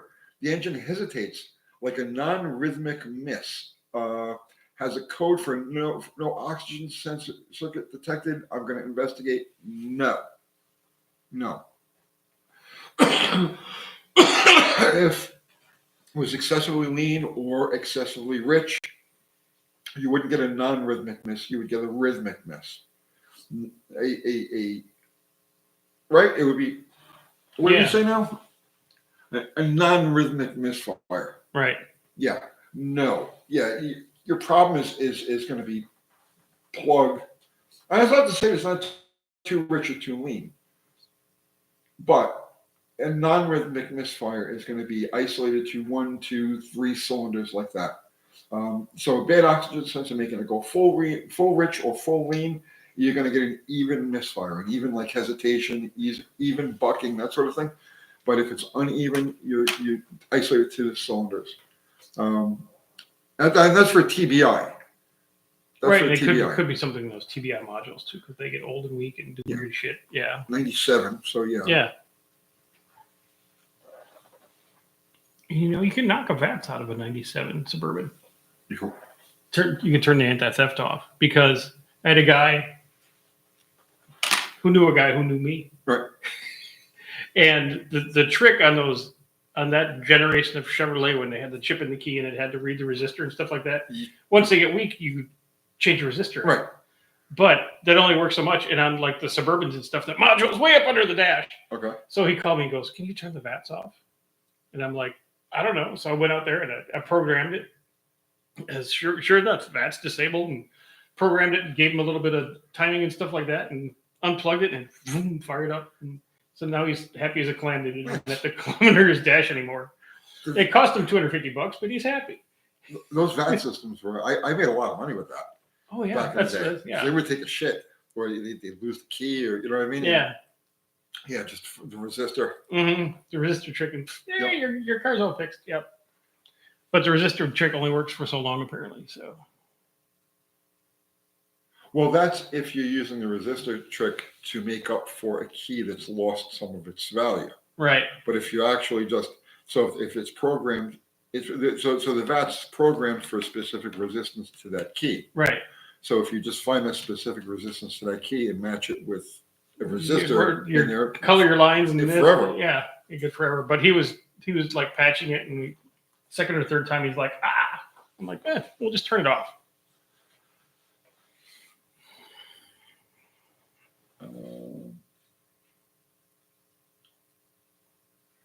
Andrew Button, do you think if you run a 446 pack on only the center carburetor, it would get pretty good gas mileage?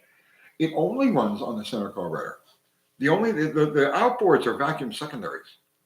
So basically, it's the 446 pack, the 346 pack, the Chevrolet, the 427, 435, all use the same carburetors, and the total is 1,250 CFM on paper. The actual flow is 950 CFM, and what it is it's a vacuum secondary 975, 950 CFM carburetor with 350 CFM primaries. That's all it is. It's a vacuum secondary 6-barrel. Yeah, exactly. Yeah, exactly. The upgrade on those. So if you went, let's say it's 1973, and you have a 446 pack, and you want to really add some snap, you'd go to the dealer and you would buy the upgrade carburetors, and what the upgrade carburetors were actually Ford carburetors, which had the side-mounted floats, and each one of them had an accelerator pump. And then with mechanical You linkage. hit it and it's wow. Oh yeah, night and day difference. Night and day difference.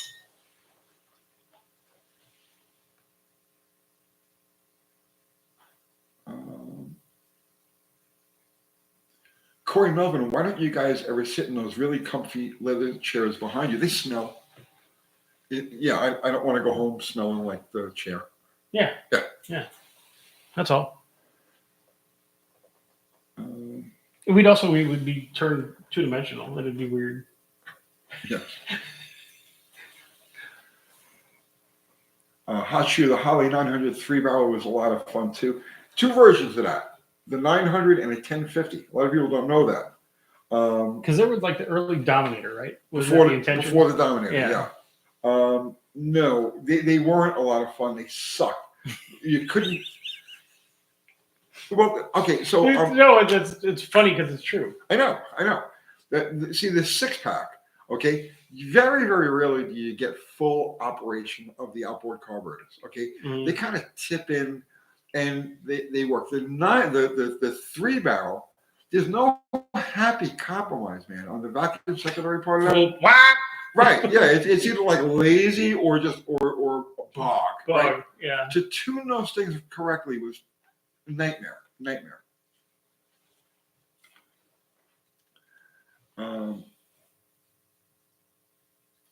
Adam Hubbard, have you all ever used a standalone ECU?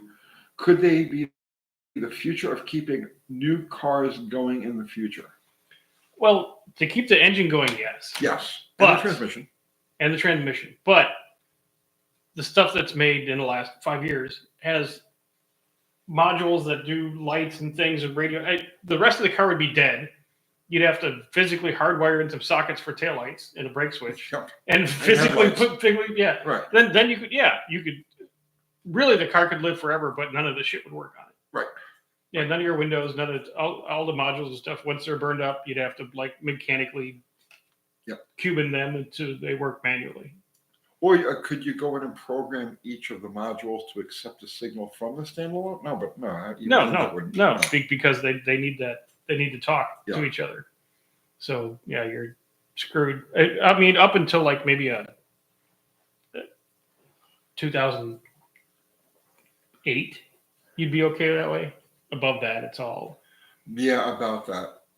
It's hard to pick a year because they all started transitioning like in the early 2000s, really. Mm-hmm. You know, like the higher end cars from 2000, 2001, 2000. The fancier the car, the more crap it had on it. The more crap it had on it, and all that, the whole CAN bus and all of the proprietary programming all started about that period of time. Mm-hmm. Then you get to like 2018, 2016, Forget 17, 18, 19, and then that creeped into the everything. And so now everything out there we're on the verge of a transportation crisis in this country, among other things. Right, because these newer cars aren't going to survive past 8 years. No.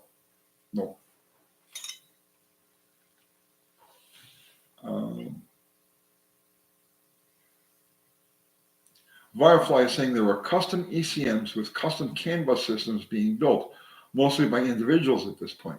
Okay, but how do you communicate with a module that's only going to receive a signal from the ECU that it recognizes? Right. Correct. Because you have to understand, the more complicated these get, and I'll give you a real life example, and this is out of pocket for what we usually talk about. A 2024 BMW X7. Okay. Big SUV, nice, $100,000 rig.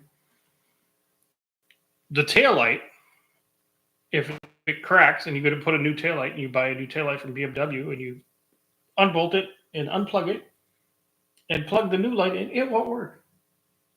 Because each of these parts, it's like think of it as like a cell phone or a computer. They have their own ESN, electronic serial number.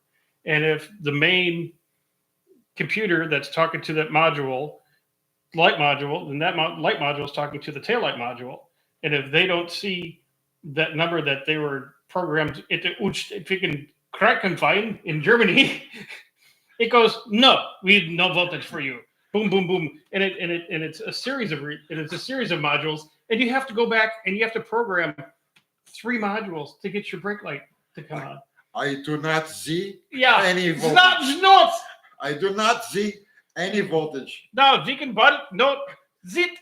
Bill McKayska, thank you for the super chat. Very generous. Sir. Woo! We better answer this question, but good. Okay? Yeah. All right. In your all's opinion, I got it. Okay.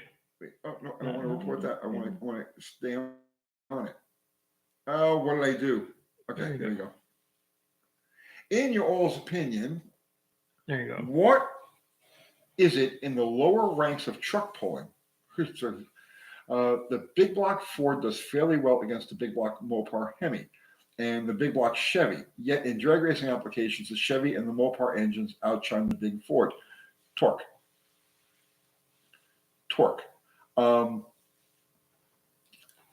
not familiar with truck pulling, okay, but I do know that torque is the name of the game.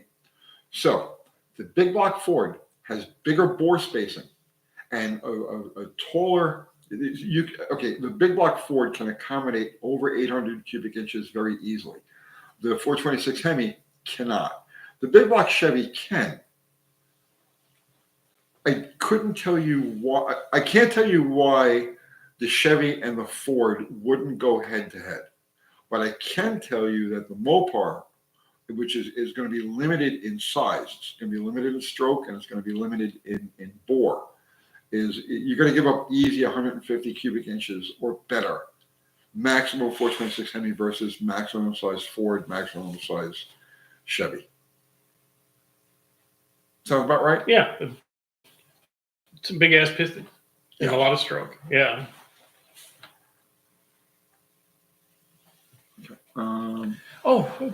Before we answer the next question. Yes.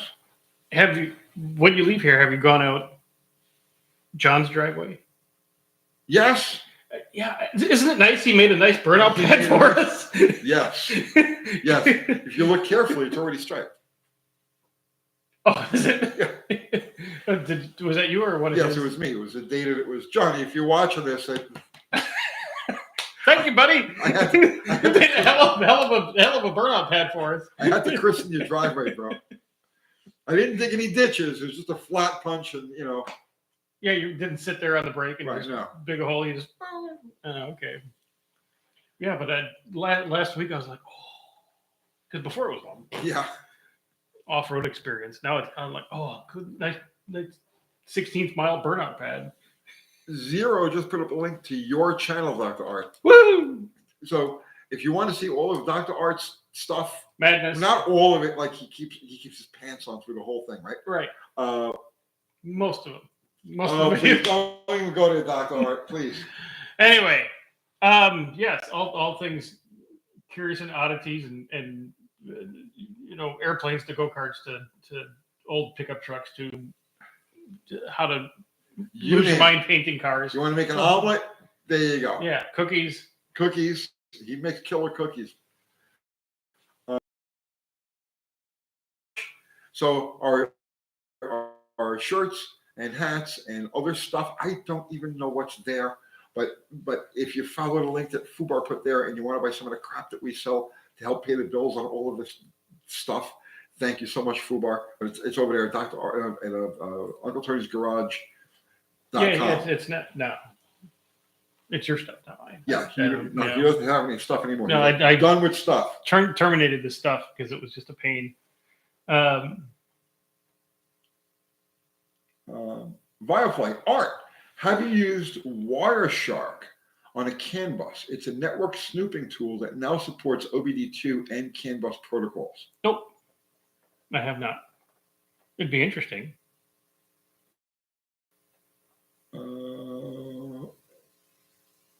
Yes, you'll put the link to your channel again. Yeah, they should all go to my channel. All 236 people. Well, most of them are, for the most part. I don't even think you're subscribed, are you? I am. Okay. Should be. I better Should make, be. I better make sure to Yeah. subscribe to Dr. Art. Mm-hmm. I get notifications all the time. I just don't look at them. Yeah. Um, Yeah, Rocco, the chocolate chip cookies are you'll attest to that. yes, excellent chocolate chip cookies. But if I make them, you don't eat them anymore because you and Kathy are counting numbers and We're both trying to get less fat. yeah. Gold silver ratio over 100 to 1 now. It's one of the 3 times in history. Is there like between CAN bus and cannabis? Yes, because you need cannabis once you work on the CAN bus. Oh, come on. Why can't I find this here? I don't know. YouTube. I'm making sure I'm subscribed to Dr. Art. Yeah. YouTube. I don't think yeah, I gotta be. Yeah. We're gonna take one there. Just pulled an early 904 to replace the clutches and seals. Found rust in the pump. Yeah, we know what that is. And valve body has been married to the edges. Someone prying on it. How much trouble am I in first time here? Oh wait, I guess I'm not subscribed. Oh, that would be nice. Oh jeez. All right, guys. So look, follow me. Look, go to Dr. Art's Hot Rod Rehab. There's a little button that says subscribe. Look, here it is. Do it. Subscribed. And look, you gotta hit that thing to ring the bell. Yeah. All notifications. Yes. Yeah, turn them all on. You can turn them off later, but turn them all on. Yes. All right. We did good there. You did good. Okay.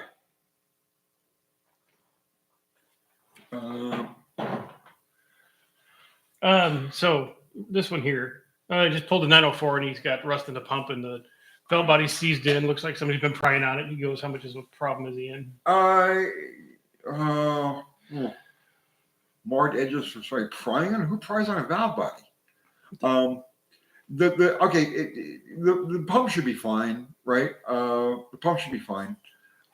Obviously, clean off the surface rust, but unless it's pitted, and even if it is, if it's just like coating a surface rust, yeah, who cares? Just clean it off with some steel wool and a light oil. Now, as far as the pry marks on a valve body, the only place, so the valve body makes contact in 3 areas. Okay, at the very front, there are 3 bolts that run across the front of the valve body, and that's your connections to the pump and all of that. And then off to the side, you get that round part with the 4 bolts. Okay, and that's where the accumulator is. And then at the back, you have 4 bolts that run across, and those 4 bolts make contact with the governor and the cooler and all of this other shit, right? So as long as those 3 contact points where it mates to the transmission body are clean, I wouldn't worry about it. But if any of them are nicked or chipped or marred, don't. Just get yourself another valve body. Oh, Bill McKay's back again. Okay. Aren't the big block Fords supposed to have relatively weak bottom ends? So how do they hold up better in pulling when they're under significantly more load than making a drag pass? They had so from the factory, they had an oiling issue. And I remember looking at a Boss 429 conversion on that. And there was, oh God, what did they do now? They tapped, there was a line running across the valley from one of the main galleys to the other. But I don't remember, it was strategically placed. But that was the oiling problem that the big block Fords were having. But there's enough beef in the base. So even if it had weak cranks, weak factory parts, there's enough beef there that you could use good materials. Today's materials, as far as crankshaft, as far as block and everything else goes. The big block Ford is a good design. There's really nothing wrong with it. Can you think of any weak parts of it? No, it's just heavy. But yeah, heavy. But it's a big block. It's supposed to be heavy. Yeah, Biofly is saying the big block Ford have a bad oiling system. That's what I was saying. There's a bridge that they used to make between the 2 oil galleys. Up in the valley. Up in the valley. Yeah. Get rid of the aluminum oil pump, put a cast iron pump in its place. Beware of shearing the distributor gear roll pin. That makes sense. Mm-hmm. Bill Kaiser is saying depends on the class as far as what they're allowed to do. I couldn't imagine a pulling class where they made you stick with stock factory Anything. bottom end components. Yeah, they just have oil all over the arena. Yeah.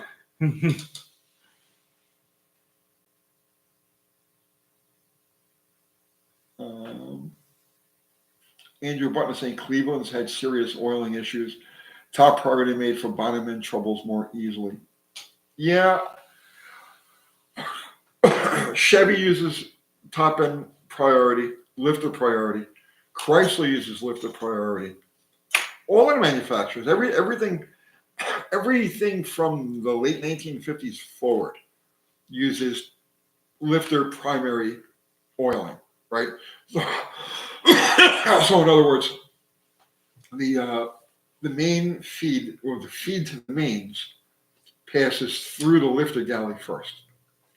Fords, for some reason, beginning like with the FE, with that offset hole and oil. Oh, not just that, but the oil passage is behind the cam bearing. Yeah. I don't know. They really jumped the shark with that. They came up with all kinds of crazy stuff. But Fords, for some reason, their primary lifter primary oiling also, but for some reason, Ford maybe too much emphasis on the primaries. I don't know. But Fords always do seem to have oiling issues.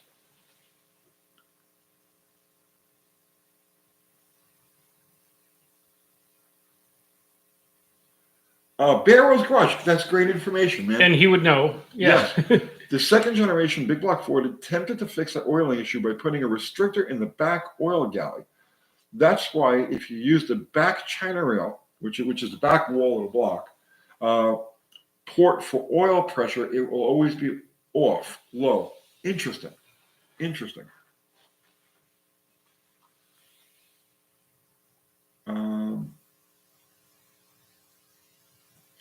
Let's see. Ariel Rickerford, what do you think of Ford releasing a turnkey drift car? That's pretty cool. That would be cool. Go to your dealer and buy a drift car and go sideways out the lot and just keep going. I mean, why not, man? They've been specialty drag cars forever. Yeah, the body's in white. Yeah. Why not do a turnkey drift car? That sounds pretty cool. Vintage Adventurer drives. Any advice for custom leaf spring packs for a drag race A-body Mopar? Not. Clamp them and go in the front and take clamps off the back and the time tested. Yeah. Well, so on the passenger side, you want to have at least 2 half leaves, right? So you're going to have your main leaf, and then you're going to have 2 supporting leaves, and then underneath that, you're going to put 2 half leaves. It's only on the passenger side, not on the driver's side. It's not necessarily on the driver's side. Clamp, get spring clamps, clamp the front segment of the spring, everything in front of the axle, put 3 or 4 clamps the whole way from the axle to the front eye. At the back, nothing. Take any clamps that are on there off. And you've got you've got a suspension system that'll take you deep in the 9s if everything else in the car is working correctly.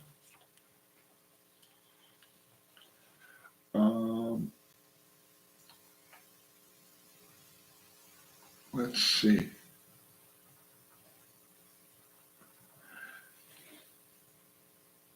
Rocco is asking, if everything crashes tomorrow, and it might, and we have to restart from scratch, what is the engine tool up to make? Science 6, 4.0, Chevy 350. Chevy 350. Yep. Hands down. No question about it. And everything is already there. Like there's so many companies that have the ability to cast and machine, all of the tooling is in place to make small block Chevys. No brainer. That's the engine to do. Bulletproof.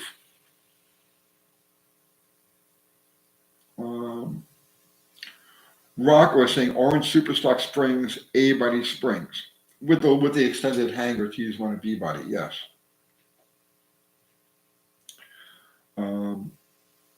A Mexican spec is saying Chevy 350 will fit in most cars and trucks.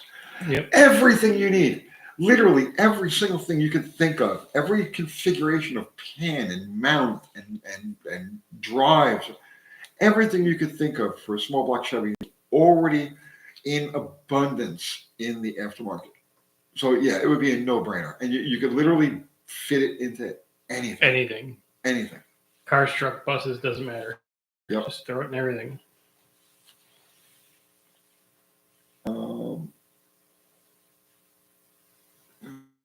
Let's see. Nissan CVTs are born doomed. Yes. Yeah. 80 Cobra Guy, do you guys think de-stroking will ever make a comeback? Would you prefer a 400 bottom end over a 440 or a 429 or over a 460? The only reason anybody ever de-stroked anything was to meet cubic inch requirements for a given class of racing. For instance, the Trans Am racing. The Chevy 302s.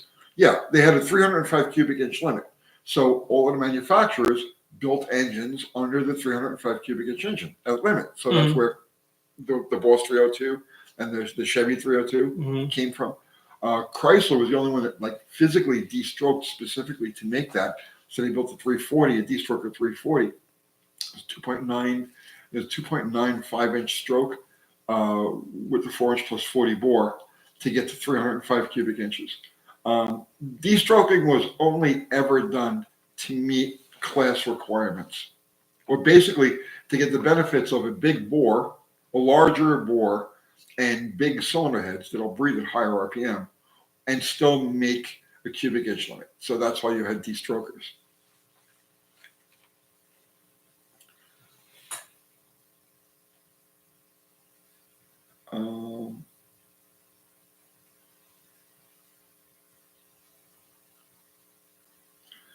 Listen up, not down. My throat's dry. How about a small block in an XJ? Would the unibody be an issue with more power and torque? No, people do it all the time. You could possibly even put a big block in an XJ. You actually could put a 383 Chrysler into a if a fella had one. If a fella happened to have an XJ and happened to have a 383, yes, it might happen. Yeah. But yeah, people swap. Oh, please. People swap LSs into them. They swap all sorts of things into the XJ. Right. The only issue you run into with an XJ as far as engine swaps go, because it's wide and it's deep enough for a V8, right? An inline 6 is a tough fit, but a V8 actually fits. You can put a full-size radiator in front instead of that setup that they have. The only downside to V8 swapping an XJ is on the four-wheel drive only now, the front drive shaft basically passes through where the collector is going to be on pretty much any conventional header. So that's where you run into an issue. You do it with exhaust manifolds, there's no problem at all. But with a header, like I said, the front drive shaft on a four-wheel drive is right there in the way of where the header would come down.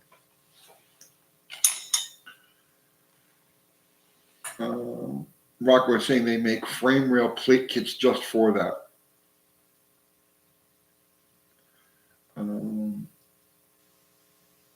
Let's see.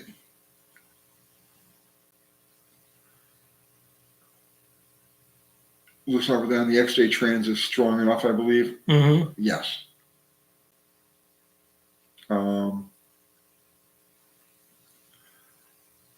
Scott Kuhn is saying they put 318 and 360 Magnums on the 4.7 in the Cherokee. No, in the Grand Cherokee. He's talking about an XJ Cherokee.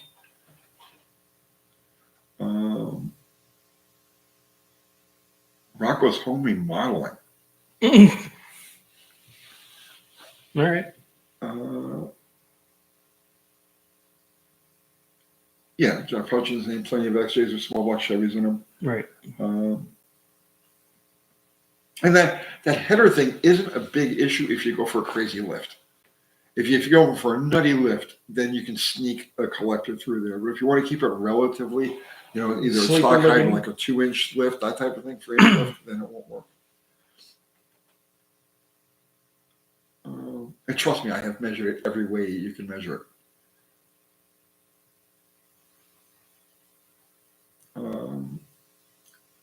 Rocco is saying he's no relation to Rocco's home remodeling. Okay. Mm. Dueling Roccos. Shangri-La wants to know, Dr. Art, what crate engine would be good inside a 2004 Chevy Impala? I'm not familiar with the architecture of the front.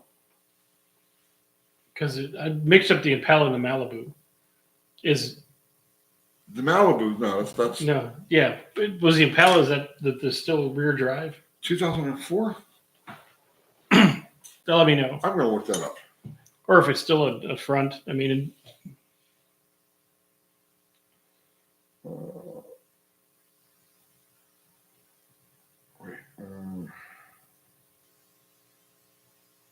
Come on. yeah. If it's, I mean, either way, put an LS in it because you can do an LS front wheel drive or.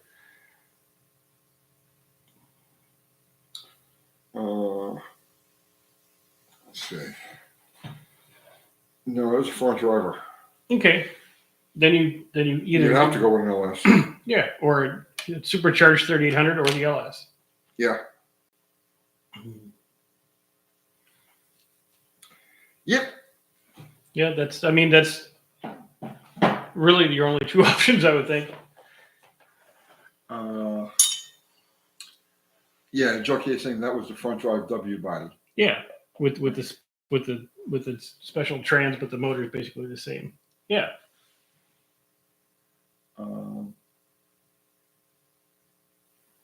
Jackson, Birmingham. So you think you could find another gas system to run two propane systems on a tunnel ramp on Hindenburg? Yes. You sent me a link. I sent you a link to somebody on Marketplace with another one. Yeah. Yes, but first I want to see what we get out of the one. You know, I have ideas for the thing going forward, but I don't want to get ahead of myself. I want to actually become used to running, and we're going out this weekend. I'm going to try to get out this weekend with it. And I got it. It finally does burnouts. It does real burnouts, like real smoky, like so. We're creeping up on it, but I don't want to get ahead of myself and start adding more mixes and stuff before we've even done anything with it. And Andrew Button, absolutely not. What's that? He wanted to know. You'll get a kick out of this one because I know you dealt with just under the propane. Andrew Button, where'd you go? There it is. There it is. Okay. Do you think a 4-liter single overhead cam Ford engine would be a good swap into a 67 Galaxy for the collapse? No. You don't put those in anything. The timing chain tensioners will fail long before the collapse. Right, and no one's going to make that cartridge thing to fix it. If you got a regular 4-liter V6 and you want to go push rod motor, all day long, those were great. But not that single overhead cam. No, don't even. I mean, run away from that thing. Let's see. Let's talk about swapping the transaxles. Sammy Scooter, Dr. Art. I know a guy that has 500 horsepower front wheel drive Grand Prix. Thoughts, manual swapped, and everything under the sun done to it. That'd be a hell of a ride with front wheel drive with that much power. Great handling and stuff like that, but man, you're hooking that up. Oh yeah, it's torque steer. Yeah, it'd be a hook it up nightmare. But it would, banging gears with front wheel drive. The thing would climb a mountain, Yeah, and steer you right into the guardrail. Yeah, but fun. I would dig it.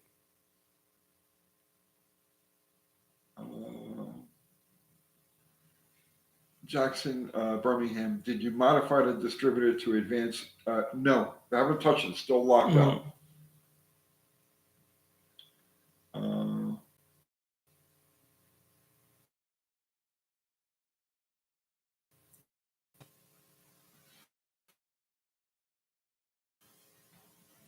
Guy on the phone says, your propane mobile needs 5 reverse gears if you want to be hardcore.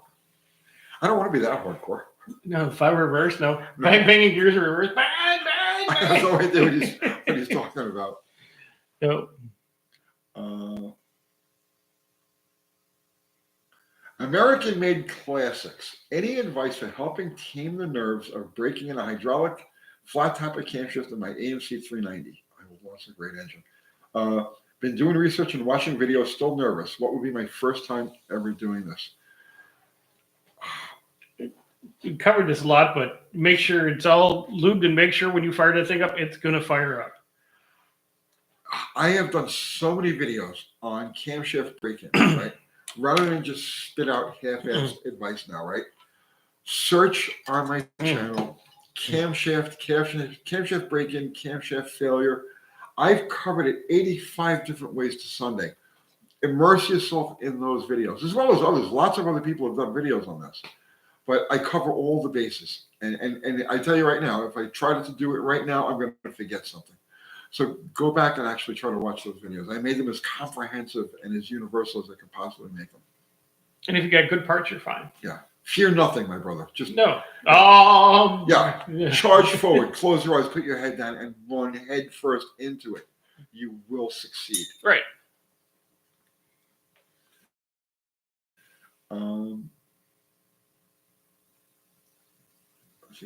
Jeff Blackman, he's clarifying the Impala thing. Impala rear-wheel drive until 96, front-wheel drive from 2000. Until 96, front-wheel drive from 2000. So what they have from 97, 98, 99. 06 through 16, optional 5.3 LS4 V8 front-wheel drive only engine. I don't know what that difference is. Okay.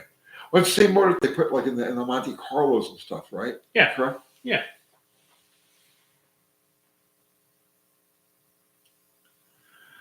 Shangri-La, Dr. Art, any danger in replacing the subframe bushings in the 04 Impala? Lobster. Lobster. Watch Watch out for the lobsters. Yeah. And now we have reached the end of the line, Dr. Art. Look what time it is. It's time to get the heck out of here. Look at that. Yes. So, what do you want to talk about, Dr. Art? Happy Easter. Happy Easter. Yes. Are there any other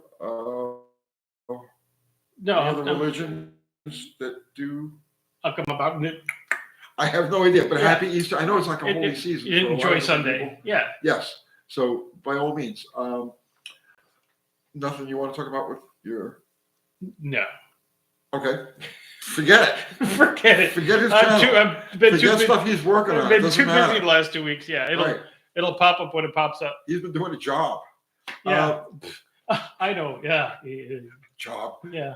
No Impala from 96. Okay. I didn't know that. So our amazing mods, Mexican Spec, Zero, Fubar, and Ari was in here for a while. Guys, thank you so much. As always, keeping things moving, and thank you. Everybody contributed Super Chat. Thank you, especially Bill. Thank you so much. Never expected, but always appreciated.